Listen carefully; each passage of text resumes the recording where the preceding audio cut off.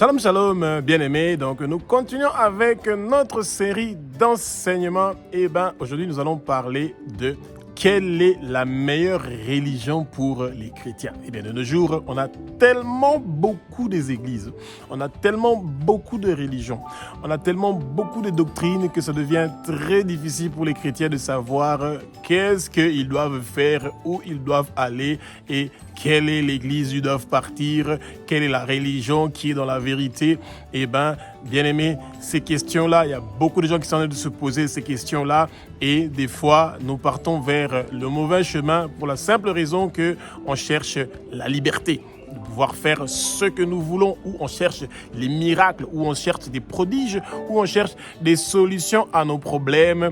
Et c'est ça qui va nous diriger vers une religion ou vers une église où les facilités.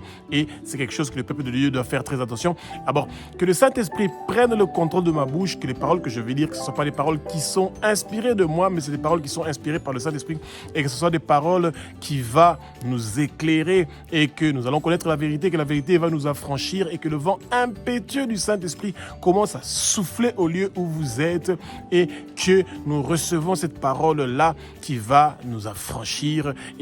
Bien-aimés, nous servons Jésus-Christ de Nazareth, le roi des rois, le Seigneur des seigneurs, celui qui a accepté de quitter son trône au ciel, de venir sur terre, de mourir une mort horrible sur la croix, lui qui a commis aucun péché, mais il a accepté de mourir une mort horrible sur la croix pour que nous puissions être rachetés de la main de Satan et que nous puissions avoir la liberté, que nous puissions avoir la paix, que nous puissions avoir le repos et que nos noms soient inscrits dans le livre de vie de l'agneau et que toute puissance qui veut nous empêcher de connaître la vérité, nous lions ces puissances-là et nous les envoyons aux lieux arides pour qu'ils ne puissent plus revenir dans notre vie. Et bien aimés, soyez rassurés que vous n'allez pas mourir, vous allez vivre et déclarer les œuvres de l'Éternel des armées. Aucun accident ne va vous arriver, bien aimés. Et tout empoisonnement qu'on a prévu dans votre boisson, dans votre nourriture, dans quelque chose que vous allez toucher, cela ne va pas réussir et prospérer. Toute arme forgée contre vous ne va pas réussir et prospérer. Toute maladie qu'on a prévue contre vous et toute infirmité contre vous et votre famille ne va pas réussir et prospérer. Aucune goutte de votre sang ne va couler sans que le Père puisse l'autoriser, bien aimé. Et tout blocage ou obstacle qu'on a mis dans vos finances pour pouvoir vous traumatiser, vous tourmenter, vous persécuter, cela ne va pas réussir et prospérer parce que vous êtes plus que vainqueur. Jésus a vaincu le Satan et le monde de ténèbres sur la croix de Golgotha. Il les a livrés en spectacle et c'est pour ça que nous avons la victoire et que nous devons faire confiance au Père, que c'est un Père qui est un Père d'amour. Il a l'amour agapé. Il nous aime dans tous les temps et dans toutes les circonstances. C'est un Père à qui nous devons faire confiance. Quand nous nous humilions devant lui avec sincérité, il nous donne la connaissance dont nous avons besoin pour que nous puissions être dans sa présence. Et c'est pour ça que, peuple de Dieu, nous sommes en train de demander au Père de nous éclaircir, de nous donner, de nous enseigner sur ce dont nous avons besoin de connaître concernant nos religions qui sont devenues tellement beaucoup et le peuple de Dieu est perdu. De nos jours, le peuple de Dieu, au lieu de chercher où il y a la vérité, où il y a des enseignements qui vont les faire grandir spirituellement, où on est en train de se rappeler que Jésus-Christ de Nazareth est mort sur la croix et lui qui a commis aucun péché pour que nous puissions être sauvés. Et malheureusement, beaucoup des églises sont en train d'abuser. Les chrétiens commencent à partir dans les églises parce qu'ils reçoivent des cadeaux des pasteurs, parce qu'ils reçoivent des cadeaux de l'église, parce qu'ils reçoivent quelque chose de l'église financièrement surtout et pas spirituellement. Et ils commencent à partir à l'église parce qu'ils peuvent avoir des promotions, ils peuvent avoir un travail à travers l'église, parce qu'il y a des autorités qui fréquentent cette église-là, ils peuvent avoir des avantages avantages, pour pouvoir avoir accès à certains postes politiques, à certains travails qu'ils peuvent avoir, parce que ces églises-là ont construit des systèmes pour que les chrétiens puissent avoir un travail, un capital pour commencer leur business, etc. Bien-aimés, les chrétiens de nos jours ne sont plus en train de chercher Jésus. Ils cherchent une religion, une église où il y a des intérêts pour eux-mêmes, où il y a des avantages pour eux-mêmes. Et ce n'est pas la meilleure religion. La meilleure religion, ce n'est pas la religion où vous partez et que c'est là-bas où vous allez trouver vos intérêts. Dieu ne vous envoie pas de partir dans une religion, de partir dans une église pour avoir des intérêts qui vous concernent vous-même, pour pouvoir suffire à vos besoins, mais il veut que nous cherchions sa présence, que nous cherchions qu'il soit présent dans notre vie. Et c'est ça, nous devons d'abord chercher le Seigneur, d'avoir sa présence continuelle dans notre vie.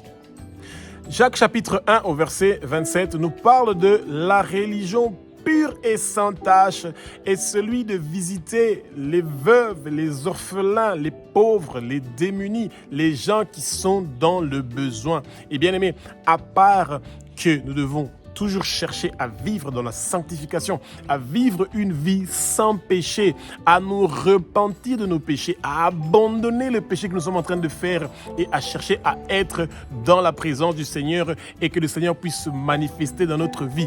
De nos jours, ça commence à ressembler comme si les églises où les chrétiens sont en train de partir, c'est devenu, on a des pasteurs et des hommes de Dieu qui sont devenus des veuves et des orphelins parce que c'est à eux qu'on doit donner l'argent et non aux veuves et aux orphelins qui ont complètement disparu. Pourquoi? Parce qu'il n'y a plus personne qui fait attention à eux. Il y a beaucoup de femmes qui sont des veuves dans les églises, qui sont des orphelins où on ne tient même pas cas à eux. Dès que vous avez porté une belle veste avec une jolie cravate et que vous êtes une autorité qui vient, qui travaille dans le gouvernement, ils reçoivent les premières places. On les met devant parce qu'on sait qu'ils vont donner de l'argent pour les veuves et les orphelins qui sont devenus les hommes de Dieu, qui sont là en train de toujours demander de l'argent, encore une fois de l'argent, et qu'on parle seulement de l'argent et qu'on veut aussi entendre seulement des messages qui parlent de l'argent et des églises qui commencent à bénir 10 000 $, 1 000 $, 2 000 $ en plein milieu du culte. Et ça, c'est pas dans l'avantage des chrétiens qui sont en train qui viennent dans le culte pour voir ces choses-là, des milliers de dollars qu'on est en train de donner aux gens où tout le monde est. La parole nous dit que quand ta main gauche est en train de donner, que la main droite ne sache pas. Quand ta main droite est en train de donner, que ta main gauche ne sache pas. Et ça, c'est plus ce qui se passe dans nos églises. Et c'est devenu maintenant, ça commence à attirer les gens vers les églises quand ils entendent de l'argent que les pasteurs sont en train de donner à des chrétiens, etc. Nous ne sommes pas en train de critiquer, nous ne sommes pas en train de juger, mais ce sont des pratiques qui sont en train d'influencer les chrétiens à décider quelle est la bonne religion et quelle est la bonne église où ils veulent partir. Dans Genèse chapitre 1 au verset entre 26 jusqu'à 27 et à descendre, la parole nous dit que Dieu a créé l'homme et la femme selon leur image et selon leur ressemblance. Et ça veut dire que si Dieu trouve que les orphelins, les veuves, les démunis, les pauvres, les étrangers ont besoin de notre assistance, ces gens-là qui ne sont pas capables de nous rembourser le bien que nous sommes en train de leur faire, quand nous sommes en train d'assister les veuves, nous sommes en train d'assister les orphelins, nous sommes en train d'assister les gens qui sont dans le besoin et que ces gens ne peuvent pas nous rembourser, nous sommes en train de faire quelque chose pour Dieu. Nous n'avons pas donné à ces gens-là qui sont dans le besoin, mais nous avons donné à Dieu. Et c'est ça la religion dont le Père prend plaisir, celui d'aider les gens qui ne sont pas capables de nous rembourser et de nous retourner pour ce que nous sommes en train de faire pour eux. Et peuple de Dieu, même quand nous sommes en train de traverser des moments les plus difficiles financièrement, des sécheresses incroyables où nos finances sont vraiment dans une situation très catastrophique, nous devons nous rappeler, bien-aimés, que nous devons toujours faire de notre mieux pour pouvoir aider ceux qui sont dans le besoin.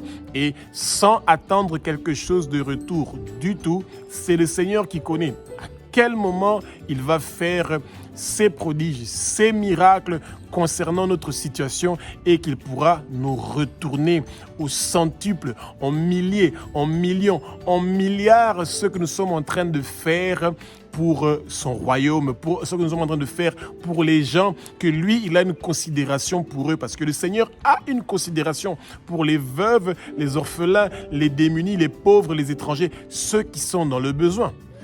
Luc 14, du verset 12 au verset 14, nous dit que nous devons aider les pauvres, les boiteux, les aveugles, les démunis, les gens qui sont dans le besoin. Ces gens qui ne peuvent pas nous rembourser. Eh bien, quand beaucoup de gens refusent d'aider ces gens-là, et surtout nos églises, eh bien, qui va aider ces gens-là, bien-aimés? Ces gens-là sont dans le besoin. Et une foi sans les œuvres est une foi qui est morte. Quand un corps est sans âme, ce corps-là n'a plus de valeur parce qu'il est mort. Eh ben, un chrétien qui a la foi et qui n'a pas des œuvres, eh ben, ce chrétien-là a un sérieux problème. Et c'est ça qui se passe maintenant. La religion est devenue quelque chose où il y a des églises où on parle seulement de l'argent, la prospérité. Il y a des églises où on parle seulement des miracles, des prodiges. Il y a des églises où on est là en train de glorifier des statues, des monuments, tout ce que vous voulez. Où on est en train de parler des formules magiques pour pouvoir avoir la liberté, la richesse et tout, etc. Et ils oublient de faire ces choses-là que le Seigneur nous demande de faire pour son peuple. Et ça, c'est triste. Peuple de Dieu, nous devons retourner à la parole. Nous devons retourner à faire les choses que la parole nous demande de faire. Étudions la Bible, étudions la parole pour faire les choses que le Seigneur nous demande de faire pour la gloire de son royaume. Bien-aimés, le peuple de Dieu doit faire très attention. De nos jours, quelle est la meilleure religion? Eh bien, les gens pensent que quand ils sont en train de donner des dons et des offrandes à leurs pasteurs et aux hommes de Dieu, eh bien, c'est ça une religion qui est magnifique, ils vont recevoir des bénédictions. Eh bien, bien-aimés, c'est pas ce que la parole est en train de nous dire. Même quand vous faites des dons et des offrandes à vos hommes de Dieu, il n'y a personne qui vous interdit de le faire. Et laissez-vous inspirer par le Saint-Esprit. Mais ça ne veut pas dire que nous ne devons pas assister les veuves, les orphelins, les démunis et les pauvres et les boiteux et les gens qui sont dans le besoin. Chaque fois que le Seigneur va vous mettre à cœur de pouvoir faire quelque chose pour ces gens-là, eh bien, nous devons le faire pour que le Seigneur se rappelle de nous. Le Seigneur a dit que quand nous allons lui poser la question, quand il va nous dire qu'il avait faim et il avait soif et on n'avait pas donné de quoi boire et manger, eh ben, la réponse sera, eh ben, il y avait des pauvres, des démunis, des veufs et des orphelins qui avaient faim, qui avaient soif, mais vous les avez pas donné de quoi boire et de quoi manger. Et c'était moi qui avait faim, c'était moi qui avais soif. Et donc, quand vous êtes en train de donner aux gens qui ont faim et qui ont soif, qui sont dans le besoin, vous ne donnez pas à ces gens-là, vous donnez directement à Jésus-Christ de Nazareth, le roi des rois, le Seigneur des seigneurs. Et bien aimé, le jour du jugement, eh ben, notre or sera brûlé avec le feu pour voir qu'est-ce qui va rester. Et nos œuvres doivent rester. Et nous devons avoir beaucoup des œuvres que nous sommes en train de faire. Le Seigneur nous promet d'avoir des grandes récompenses pour le travail que nous sommes en train de faire, les sacrifices que nous sommes en train de faire pour l'avancement de son royaume. C'est quelque chose de très important pour nous les chrétiens, de ne pas avoir une foi qui est sans les œuvres, mais de vouloir appartenir à certaines églises, à certaines professions et à certaines communautés, à certaines organisations, seulement parce que nous appartenons à ces organisations-là que nous pensons que nous sommes vraiment en train de servir le Seigneur. Seigneur et que nous sommes en train de donner à l'Église et que nous sommes en train de donner aux hommes de Dieu, ça veut dire que nous sommes vraiment dans la bonne religion et nous sommes en train de faire les bonnes choses. Agée au chapitre 2, au verset 8, nous dit que l'or et l'argent appartiennent à Dieu. Eh bien, bien-aimés, pour notre information, Dieu n'a pas besoin de notre argent. Tout ce qui est dans le monde lui appartient. C'est lui qui a tout créé. Même l'argent que nous prenons à la banque où nous avons travaillé, ou peu importe d'où vient cet argent-là l'appartient. Et c'est pour ça que quand le Seigneur veut nous utiliser, il peut nous parler à travers du Saint-Esprit pour nous donner des directives de ce que nous devons faire. Mais Dieu n'a pas besoin de notre argent. Mais il peut nous utiliser pour que nous puissions être une bénédiction pour quelqu'un, une bénédiction pour les autres qui sont dans le besoin. Et c'est ça que Dieu considère comme une religion, la meilleure religion, celui d'assister ceux qui sont dans le besoin, celui d'assister ceux qui ont besoin, ceux qui sont en train de mourir de faim et qui ont soif. Eh bien, le Seigneur veut que nous puissions assister ces choses-là. Et de nos jours, beaucoup de chrétiens pensent que l'argent qu'ils ont et les possessions qu'ils ont, c'est pour eux. Non, la preuve, le jour que nous mourrons, c'est très difficile de mettre toutes ces choses-là dans notre cercueil. Peu importe les habits chers qu'on va faire porter à ce cadavre-là, on ne peut pas prendre tous les biens, les maisons, l'argent, les comptes en banque de cette personne-là, de mettre ça dans son cercueil du tout. Ceux qui sont restés vont continuer à profiter de cela. Bien-aimés, préparons-nous, le Seigneur est en train de bientôt retourner, nous devons chercher les choses du ciel.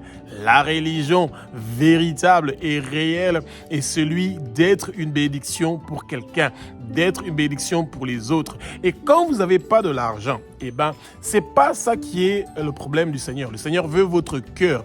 Et votre cœur doit être un cœur qui veut aider les autres. Vous pouvez aussi aider les autres dans la prière. Priez pour ceux qui sont dans les difficultés. Intercédez pour votre pays, pour votre quartier, pour la région où vous êtes. Intercédez pour vos autorités qui sont dans le besoin de pouvoir rencontrer le Christ et qui est la bonne gouvernance dans nos pays. C'est des choses qui sont très important pour nous les chrétiens de savoir le rôle du sel que nous sommes en train de faire dans le monde où nous sommes en train de vivre et que le Seigneur ouvre nos yeux et que les écailles tombent pour que nous puissions connaître la vérité.